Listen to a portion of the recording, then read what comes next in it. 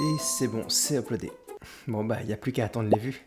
T'es sûr? Les vues vont arriver comme ça, comme par magie. T'es certain d'avoir fait une bonne miniature? D'avoir choisi un bon titre? Bah c'est ce qu'on va voir dans cette vidéo, et tu risques d'être surpris. Bon, soyons clairs, l'étape de mise en ligne paraît simple. Il suffit de mettre une vignette et de poser un bon titre, et voilà, c'est réglé. Mais non, la vérité c'est que c'est une étape cruciale pour optimiser les performances de ton contenu. Au point que mon conseil, c'est de définir ta vignette et ton titre avant d'avoir écrit le contenu de ta vidéo. Si, parce que ça va t'aider à cibler la thématique et la façon de brander ta vidéo. Bon allez, faisons pas à pas les différentes étapes de la mise en ligne. Attends. T'uploades ta vidéo comme ça, toi. Et il a quel nom, le fichier de ta vidéo? Non, parce que si c'est épisode 2 def.mp4, t'es mal barré. T'optimises ni le SEO ni les algos. Parce que oui, le nom du fichier de ta vidéo que tu uploades fait partie des métadonnées. Et c'est dans ces métadonnées que les algos vont piocher, mieux comprendre ta vidéo et correctement les suggérer. Alors place-y des mots-clés, sois bien clair dans ton titre. Et même si le résultat est sûrement minime, eh ben c'est pas une perte de temps non plus. Ok, alors maintenant que tu as renommé ton fichier, tu peux enfin faire l'upload. Première chose à faire, c'est le titre. Qu'est-ce qu'un bon titre? Un bon titre est un titre qui attise la curiosité et ou répond à un besoin, une envie, voire à un pain point. Donc une question marchera toujours mieux qu'une affirmation, même si c'est pas une règle absolue. Pense donc au fameux QQO CQP. Qui, quoi, où, quand, comment et pourquoi. Tu peux utiliser des sites comme Answer the Public ou Google Trends et Keywords pour t'aider à cibler une question. Mais je répète, ça aurait été bien d'y penser avant l'upload. Ensuite, c'est pas mal de penser tes titres en déclinaison, en sériel. Léo Duff a parfaitement compris ce concept. Le problème avec. Ce gimmick permet de créer un lien avec sa communauté et d'être très facilement repérable. Tu peux utiliser des majuscules pour les mots importants, même si c'est officiellement interdit dans les règlements de la communauté YouTube. Mais c'est clairement toléré puisque tout le monde le fait. N'oublie pas, ton titre doit faire 100 caractères maximum et pour l'optimiser, on te conseille de ne pas dépasser les 40 caractères. Une méthode simple pour choisir ton titre, mais ce n'est encore une fois pas une règle absolue, c'est de commencer par un chiffre. Le chiffre permet d'avoir une attente claire et déterminée, tout en attisant la curiosité. On va pas avoir une vidéo sans fin, on va avoir une vidéo avec 5 quelque chose qui me donne envie de savoir quoi. C'est là que tu expliques ton contenu. Si tu donnes des conseils, une méthode, etc. Donc 5 conseils, place ensuite une émotion avec un superlatif. Ça va attiser la curiosité et mettre le spectateur dans le bon mindset. 5 conseils étonnants. Vient le moment de la promesse. Qu'est-ce que tu proposes à ton audience? 5 conseils étonnants pour rapidement apprendre. Et enfin, la thématique, le sujet que tu traites. 5 conseils étonnants pour rapidement apprendre la peinture. Et emballer ses pesées. Allez, avant de passer au reste de l'upload, un petit exercice pour voir si tu as bien compris. Pourquoi ce titre est-il bon? Vas-y, mets pause et réponds-moi en commentaire.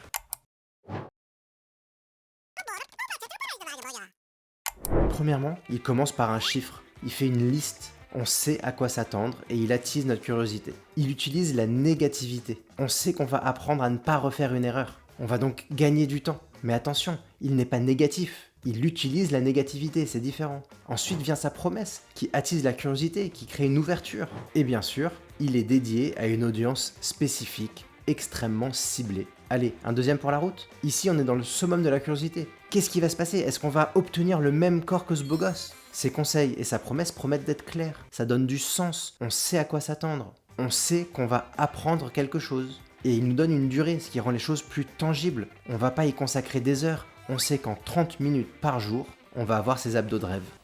Wow!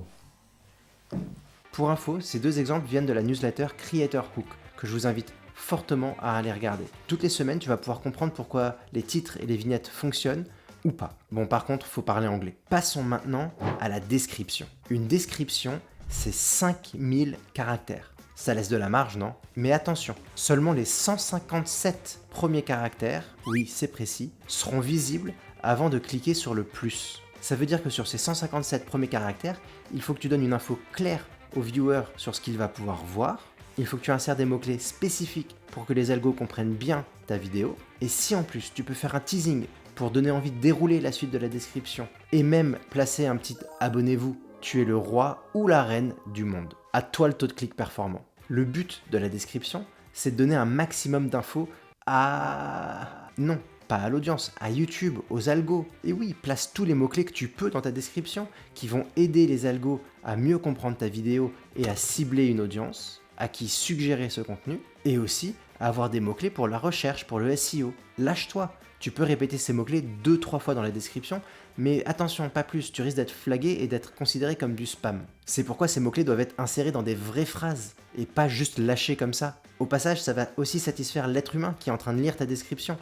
C'est génial! Faut que tu donnes envie aux viewers de cliquer sur ta vidéo. Et c'est aussi pour ça que je t'invite à mettre de la valeur dans ta description. Pourquoi le viewer devrait regarder ta vidéo? Qu'est-ce que tu apportes comme plus-value? Et oui, aujourd'hui c'est fini l'ère des vidéos qui sont centrées autour des créateurs qui racontent leur journée. Aujourd'hui l'audience a besoin que tu lui apportes quelque chose. Il faut apporter une plus-value, sinon t'intéresse pas. Évite le putaclic, ou en tout cas le putaclic déceptif. Si tu ne tiens pas ta promesse, le viewer va couper la vidéo et t'auras un mauvais watch time. C'est contre-productif. Ça n'a Aucun intérêt. Alors à ce stade de la description, tu peux ajouter les call to action. S'abonner au reste de tes réseaux sociaux par exemple. Aller acheter du merch. Si ta vidéo le permet, tu peux faire des chapitrages. C'est un super outil, très user-friendly.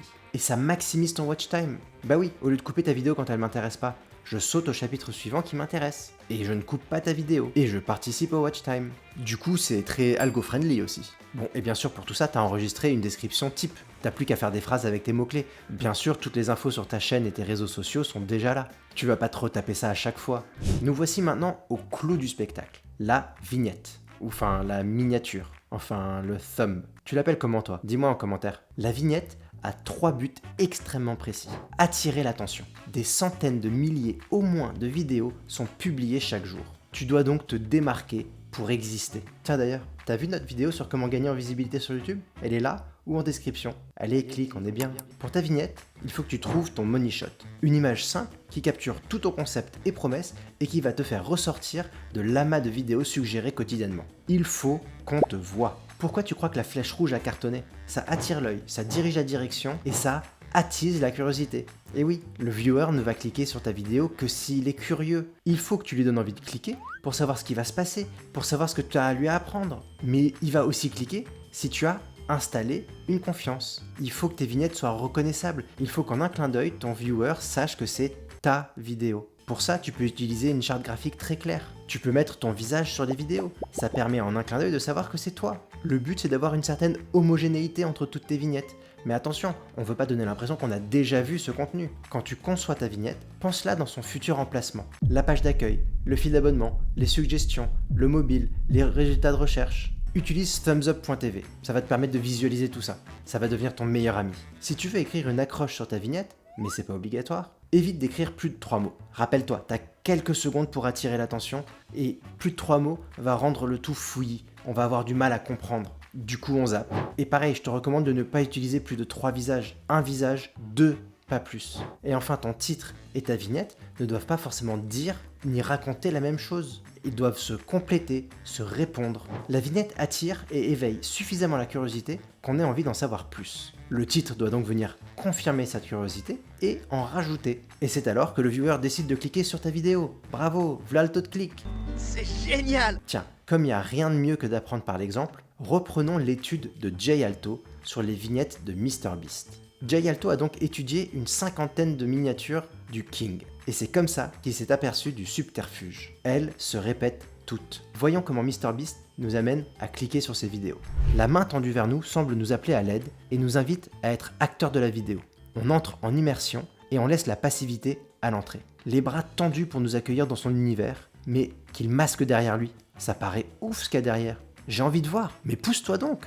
Visage à gauche. Bah oui, on lit de gauche à droite. C'est donc la première chose que tu vois, son visage. On en parle de cette confiance qu'il instaure. On sait tout de suite que c'est une vidéo de MrBeast. Et cela laisse la place à un objet de luxe sur la droite qu'il nous présente et qui attise notre curiosité. La curiosité par l'action. Qu'est-ce qui se passe? Qu'est-ce qui va se passer? Est-ce que MrBeast va tomber? Se faire arrêter? Oh, j'ai trop envie de voir et savoir comment ça va se terminer. Ce classique met en avant l'un de ses concepts phares. Offrir de l'argent. En un clin d'œil, on sait de quoi va parler la vidéo. On connaît le concept. Et on sait que c'est une vidéo de MrBeast. Et puis, est-ce qu'ils vont accepter le deal? Allez, je clique pour voir. L'originalité de ces miniatures attire l'œil directement. Imagine cette vidéo perdue au milieu d'un amas de suggestions qui se ressemblent toutes. Et puis leur particularité éveille la curiosité. Qu'est-ce qu'il fout perdu au milieu de tout ça? Et enfin, la performance. Est-ce que MrBeast va réussir ce qu'il tente? Ou va-t-il lamentablement se rétamer? C'est fou, non, de voir cette formule magique appliquée par MrBeast? Personne ne soupçonne. Enfin, si, Jay Alto. La conclusion de tout ça, est-ce qu'il faut céder au putaclic? Eh ben non, Pas forcément, et surtout pas au putaclic déceptif. Il y a d'autres façons d'attirer l'attention et d'éveiller la curiosité. T'aimerais savoir lesquelles? Je te le dis un peu plus tard dans la vidéo. Allez, reste encore quelques étapes avant d'avoir fini ton upload. On va les passer en revue un peu plus rapidement. Mets ta vidéo dans une playlist. Crée des playlists. Retenir le viewer sur YouTube et sur ta chaîne est aujourd'hui capital. Alors propose-lui des playlists pertinentes qu'il va vouloir regarder. Les tags, ça sert à rien, on passe à la suite. Mais non, je te dis que ça sert à rien. Si t'as bien fait ta description, les tags ne servent à rien. Je t'ai donné mes conseils pour faire une bonne description. T'as déjà placé les mots-clés, pas besoin de les remettre dans le tag. Enfin, si t'as des mots-clés que t'as pas pu placer dans ta description, alors oui, mets-les dans les tags. Mais ça veut dire que ta description est peut-être moyenne. Bon, si t'insistes à mettre des tags, n'en mets pas plus de 10. Sinon, tu vas confondre les algos, ils vont plus rien comprendre. Surtout si tu mets des tags qui ciblent deux audiences différentes. Bah ouais, comment tu veux qu'ils s'en sortent aussi? Les sous-titres. En plus d'être inclusif, et c'est hyper important, ça participe aux métadonnées que les algos et les moteurs de recherche vont identifier. Alors ajoute un fichier SRT. Si ça te saoule de les faire, tu peux passer par sous-titreur ou checksub. Ça coûte pas super cher et ils le font super rapidement. Mais si t'as vraiment pas de thunes, fais-le par CapCut ou même l'outil YouTube qui est pas hyper performant mais qui est pas catastrophique non plus. L'écran de fin. Capital. Ajoute une vidéo suggérée par YouTube, ces algos fonctionnent bien et il est plutôt bien ciblé. Et ensuite, ajoute une vidéo, voire une playlist pour gagner en rétention, et explique-la. Ne laisse pas ton viewer comme ça. Explique-lui ce qu'il a à gagner à regarder cette dernière vidéo. Non seulement ça va l'inciter à cliquer, mais en plus, pendant que tu parles, il t'écoute encore, il regarde encore la vidéo, et tu gagnes en watch time. Les fiches, ajoute-en au moins une. YouTube, toutes les plateformes d'ailleurs, aiment bien quand tu utilises tous leurs outils. Ça optimise les algorithmes. Et il y a bien un moment dans ta vidéo où tu peux recommander une autre vidéo que tu as déjà faite. Et encore une fois, tu vas gagner en rétention. Et voilà, c'est tout bon.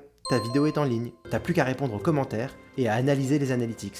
Mais ça sera le sujet d'une autre vidéo. Va falloir t'abonner pour la voir. Et tu peux le faire juste ici, et c'est gratuit. Bon, par contre, abonne-toi que si tu regardes vraiment nos vidéos. On préfère de vrais abonnés aux abonnés dormants. Ça aussi, on en parlera dans une autre vidéo. En attendant, tu peux regarder cette vidéo-là, qui va changer ta vision de YouTube et te faire prendre conscience du coût d'une vidéo. Allez, clique. Et n'oublie pas, crée, publie, recommence.